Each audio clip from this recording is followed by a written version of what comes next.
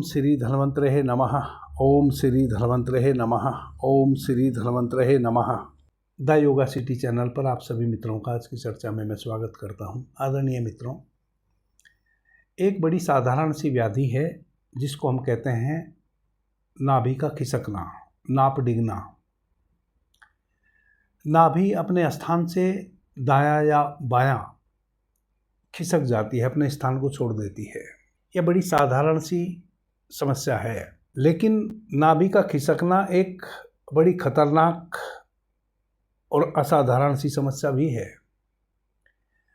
यदि किसी खेल कूद की गतिविधि में आप लिप्त हैं या कोई वजन आपने अचानक अधिक उठा लिया, थोड़ा झटका लगा, या आप रास्ते में चल रहे हैं, आपका ध्यान कहीं और है,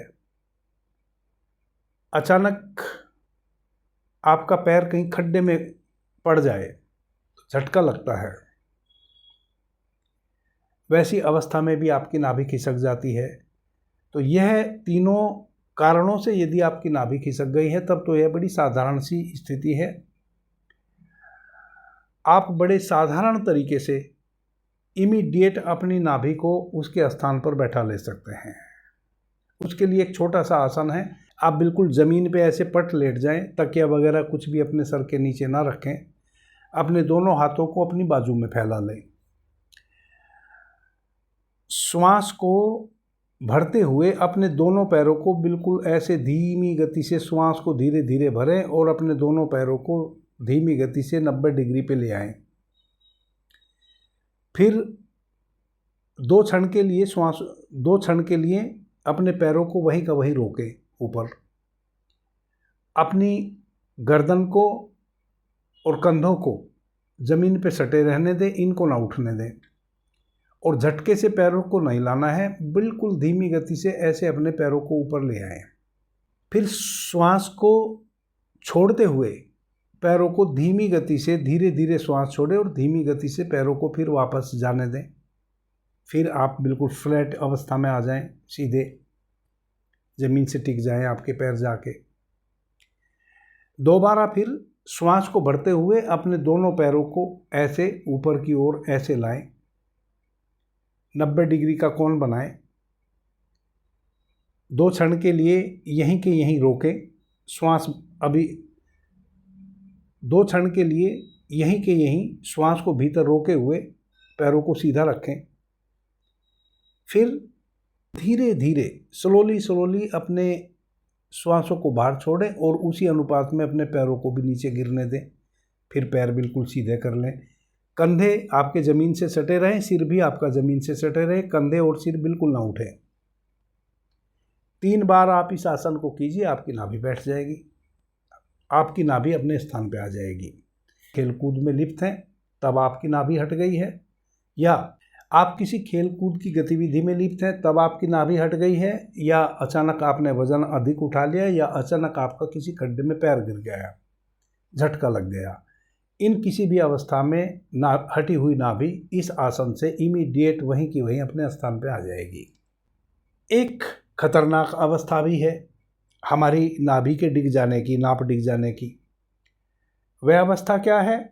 जब आपको अत्यधिक आंव बने, आपको गरम गरम चीज़ें, अधिक तली फली चीज़ें, देर से पचने वाली चीज़ें, जिनका स्वभाव गरम हो, वैसी चीज़ें यदि लगातार सेवन करते हैं, ऐसी स्थिति में आपके उदर में गर्मी बढ़ जाती है। गर्मी बढ़ने के कारण आंव की उत्पत्ति होती है।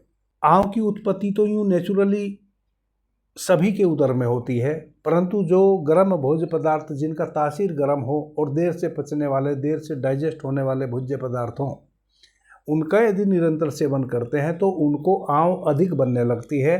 थोड़ी बहुत तो मल के साथ आंव बाहर आ जाती है, बाकी आपकी आंतों में ही रुक जाती है।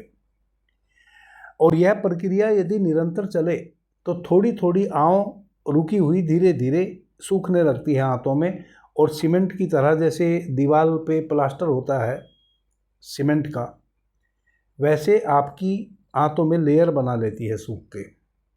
जैसे जैसे वह लेयर बढ़ती जाएगी, आपकी आंतों की चाल जो है वह धीमी पड़ती चली जाएगी। जब भी आप भोजन ग्रहण करते हैं आपकी आंतें चलती हैं, इस प्रकार से आंव की वृद्धि के कारण आंतों में आंव ने लेयर बना ली तो आंतों की चाल मंदिम पड़ गई, सुस्त पड़ गई।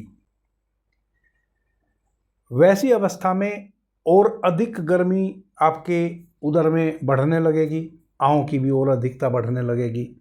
तब आपका शरीर एक नैसर्गिक प्रक्रिया करने की कोशिश करेगा जो कि उसके लिए नेचुरल है। वह क्या है? वह है कि आपका शरीर वह जो आंतों में लेयर बना ली है आंव, म्यूकस, उसको बाहर निकालने का प्रयास करेगा। का नतीजा यह होगा, चूंकि वह सीमेंट की तरह जम चुकी आंतों में, अब उसको आपकी आंतें बाहर निकाल नहीं सकती, परंतु शरीर निकालने की कोशिश करता रहेगा। तो फिर क्या होगा?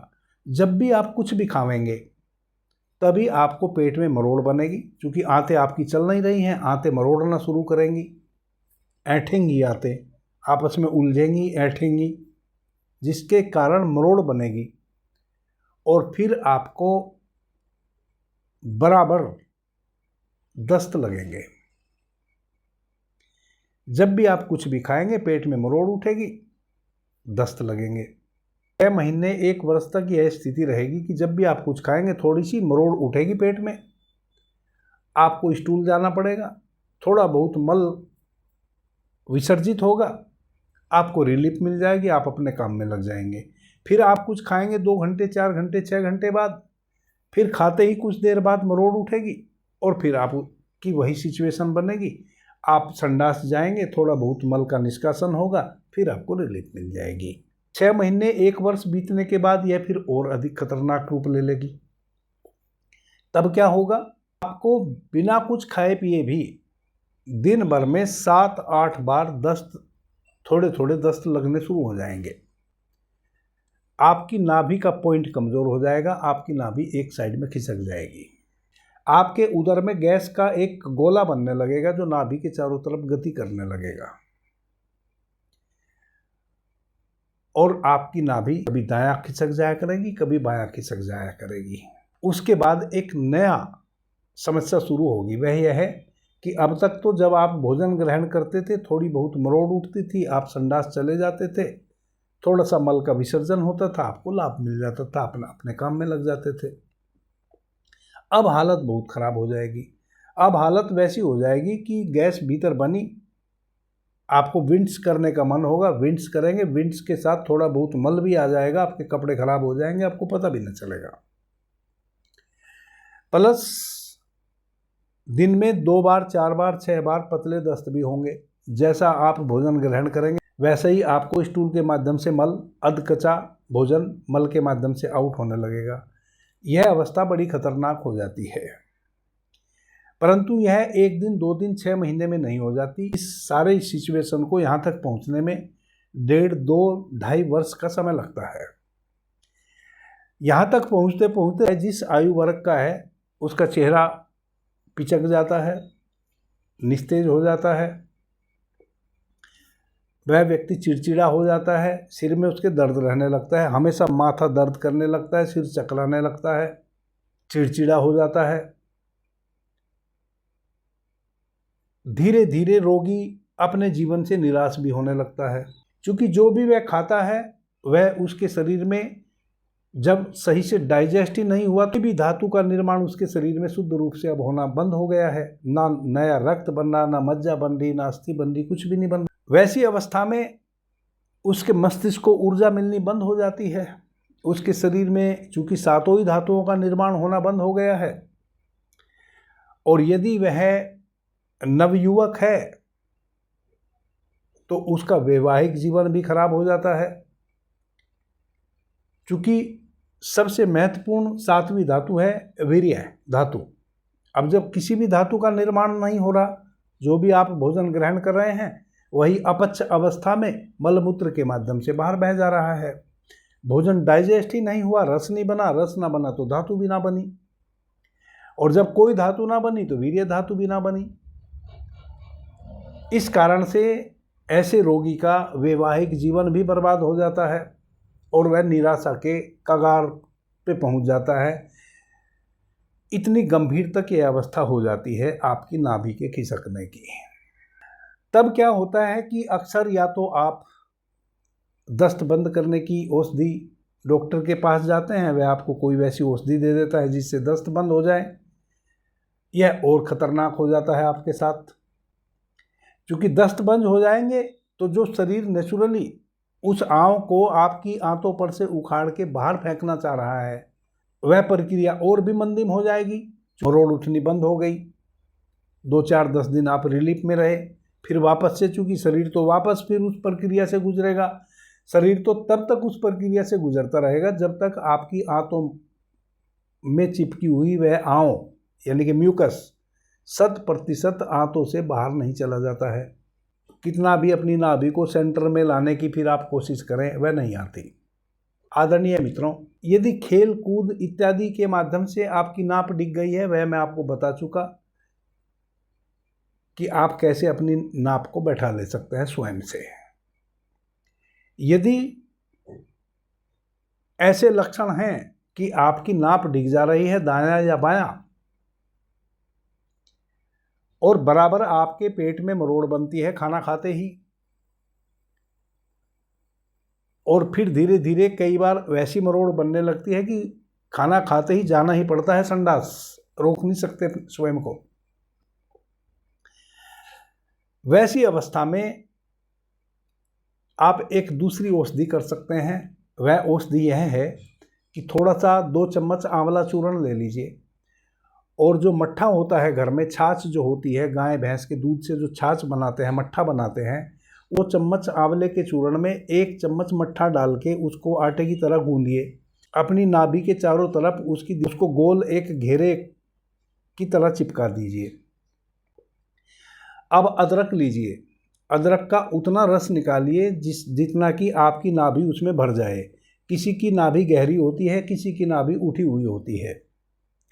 यदि किसी की नाभि उठी हुई है तो आंवले के उस चूर्ण से, मट्ठे की सहायता से और अधिक आप आंवला ले लें, और अधिक आंवले का चूर्ण ले लें और उसको चारों तरफ से घेर दें अपनी नाभि को, ताकि उसमें जब आप अदरक का रस डालें तो वह बाहर ना बहे। यदि नाभि गहरी है तो थोड़ा सा घेर दें, 1 ही चम्मच चूर्ण का पेस्ट बनाने से वह नाभि घिर जाएगी, और वह अदरक का रस आप उसमें नाभि में पूरी तरह भर दें। कम से कम 2 घंटे रोगी को बिल्कुल सीधा लेटा के रखें चित्त, और उसमें अदरक के रस को भर के छोड़ दें। 1 दिन के इस रस को भरने से ही जो मरोड़ होती थी वह मरोड़ होनी बंद हो जाएगी, और नाभि अपने स्थान पे आ जाएगी। 2 घंटे में स्वयं से अपने स्थान पे आ जाएगी, आपको कोई प्रयास नहीं करना पड़ेगा। 1 सप्ताह 10 दिन लगातार आप सुबह में खाली पेट बिना कुछ खाए पिए इस प्रयोग को निरंतर कीजिए। आंवले का चूर्ण लीजिए, उसको गाय के दूध से बना हुआ मट्ठा या भैंस के दूध से बना हुआ मट्ठा, छाछ सानिए, उसका लेप लगाइए अपनी नाभि पे, और थोड़ा ढोरी सी बना दीजिए। का रस पीट के निचोड़ के निकाल लीजिए 1-2 चम्मच पहले ही, और अपनी नाभि को भर के छोड़ दीजिए। 2 घंटे रोगी को लेटाए रखिए, यह समस्या सोल्व हो जाएगी। अगर आपको तीसरी समस्या है जिसमें आपकी नाभि 100% हटी रहती है अपने स्थान पर से, और आपको दिन भर में 4-5 बार से लेकर 8-10-15 बार तक संडास जाना पड़ता है, सबसे ज़्यादा खतरनाक अवस्था है। आप किसी भी प्रकार से नाभि को यदि उसके स्थान पर बैठाने की कोशिश करेंगे, वह आधा घंटा भी अपने स्थान पर नहीं ठहर सकती, वापस फिर हट जाएगी। वह सबसे क्रिटिकल अवस्था है। वैसी अवस्था यदि है, उसके लिए मैंने कई चर्चाएं इस चैनल पर की हैं। यदि आपके भीतर वैसे लक्षण हैं तो आप उन औषधियों को स्वयं से बना के तैयार करें, सब घरेलू औषधि हैं, और उनका सेवन करें। उस खतरनाक स्थिति के लिए मैं एक चर्चा आगे भी जल्दी ही करने जा रहा हूं। अभी के लिए इतना ही। आपने मुझे ध्यान से प्रेम से सुना, उससे मैं बहुत अनुग्रहित हूं। सभी मित्रों को मेरा प्रणाम, धन्यवाद। हर हर महादेव।